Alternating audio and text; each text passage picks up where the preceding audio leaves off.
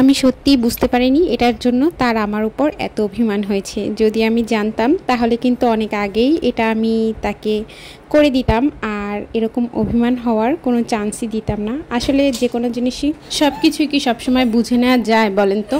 আসলে আপনি যদি কোনো কথা শেয়ার না করেন বা কোনো কিছু না বলেন, সবসময় তো সব কিছু বোঝা সম্ভব না। আসসালামু আলাইকুম, কেমন আছেন আপনারা সবাই? আশা করছি আপনারা সবাই খুব ভালো আছেন। আলহামদুলিল্লাহ, আমরাও না বেশ আছি। আর আজকে জানেন তো, প্রত্যেক দিনের মতো সকাল থেকে কিন্তু আপনাদের সাথে ব্লগটা শুরু করিনি। আজকে এই তো একদম বিকাল থেকে আপনাদের সাথে ব্লগটা শুরু করেছি। আশা করছি পুরো ব্লগটি আপনাদের খুব ভালো লাগবে। জানেন তো, এই তো বিকালবেলা করে আজকে আমরা একটু বাইরে এসেছিলাম, কারণ আমার আয়াত আসলে ওই যে বাসার ভিতর থাকতে থাকতে অনেক বেশি বোরিং ফিল করে। তো এই কারণেই চিন্তা করলাম ওকে নিয়ে একটু পার্ক থেকে ঘুরে আসি। আর এই যে এখনও তো দেখতে পাচ্ছেন পুরোটা রৌদ্র পড়েনি, তবে যখন পুরোটা রৌদ্র একদম চলে যায়, পড়ে যায়, তখন না বেশ ভালো লাগে, অনেক সুন্দর বাতাসও হয়। আর এখানে আসলে একদম মনটা বেশ ফ্রেশ হয়ে যায়। আর আমার আয়াতও অনেক বেশি মজা করে। আর আজকে একদম আমার আয়াত নতুন একটা জামা পরেছে, আর নতুন জামা পরেই সে সাথে সাথে আমাকে জুতা এনে দিচ্ছিল, তারপরে চিরুনি এনে দিচ্ছিল, যাতে তার চুলটা আঁচড়ে জুতা পরিয়ে তাকে নিয়ে বাইরে যাওয়া হয়।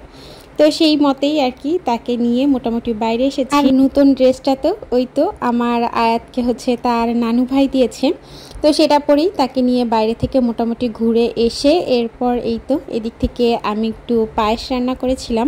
আপনাদের ভাইয়া সেই ঈদের সময় পায়েস খেতে চেয়েছিল, কিন্তু আসলে কি বলেন তো, ওই যে একবারে অনেক বেশি মিষ্টি রান্না করা হলে আমার বাসায় তেমন কেউই খেতে চায় না, অত বেশি মিষ্টি কেউই পছন্দ করে না। এ কারণে আমি ওই যে সিমাই রান্না যেহেতু করেছিলাম, তো তখন আর কি আর পায়েসটা রান্না করিনি। তো আপনাদের ভাইয়াকে জিজ্ঞেস করেছিলাম যে পায়েসটা তোমাকে পরে রান্না করে দিলে হবে কিনা, তো সেও বলেছিল হ্যাঁ ঠিক আছে। তাহলে সে বলেছিল যদিও ঈদের পরের দিন রান্না করার কথা, তবে ঈদের পরের দিন আর তাকে আমি রান্না করে দেইনি। আর এ কারণেই তার অনেক বেশি অভিমান, কিন্তু সে পরে আর আমাকে বলেও নি যে তুমি কেন পায়েসটা রান্না করলা না, তো পায়েসটা রান্না করো, আমার খেতে ইচ্ছা করছে। তো সে যেহেতু বলেনি, এ কারণে আমিও আর আসলে ওভাবে রান্না করিনি। তবে এখন ঈদের বেশ কয়েকদিন পর আমি এই তো পায়েস রান্না করেছিলাম তার জন্য। আর সে চায় তার সব কথাই আমি একদম সে মুখ না ফুটে বলতেই আমি যেন বুঝে নিই। তা কি আর হয় বলেন তো, একটা ঘর সামলাতে হয়, একটা সংসার সামলাতে হয়, তারপরে দুইটা ছেলে মেয়ে, তারপরে রান্না বান্না, সব কিছুই তো আছে, তাই না? তো এখন কি আর সেই আগের মতো করে তার না বলা কথাগুলো একদম হুট করেই বুঝে নেওয়া সম্ভব? আর হ্যাঁ, বুঝে হয়তো নিতে পারি, কিন্তু ওই যে দেখা যায় অনেক সময় ছেলে মেয়ে এত পরিমাণের বিরক্ত করে, তো তখন আর জিনিসগুলো করা হয়ে ওঠে না। সে যাই হোক, অবশেষে তার মন রক্ষা করে তাকে পায়েস বানিয়ে খাইয়েছি। Good morning. এখন কিন্তু পরের দিন সকালবেলা।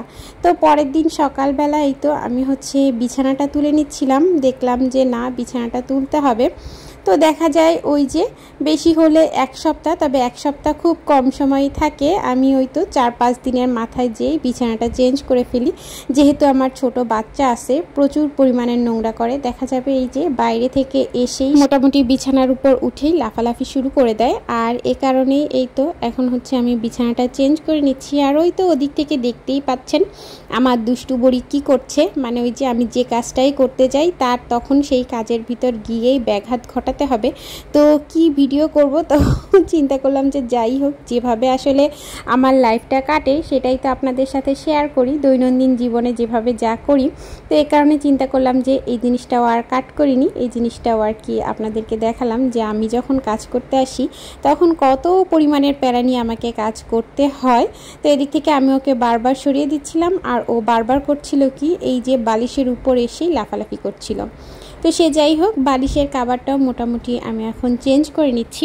আমার প্রিয় আপু ভাইদেরকে একটা পুরনো কথা স্মরণ করিয়ে দিই। আপনারা যারা আমার ভিডিওটা এই পর্যন্ত দেখেছেন কিন্তু একটা লাইক দিতে ভুলে গিয়েছেন, আপনারা চাইলেই কিন্তু ভিডিওটিতে একটা লাইক দিয়ে ভিডিওটি দেখা শেষ করতে পারেন।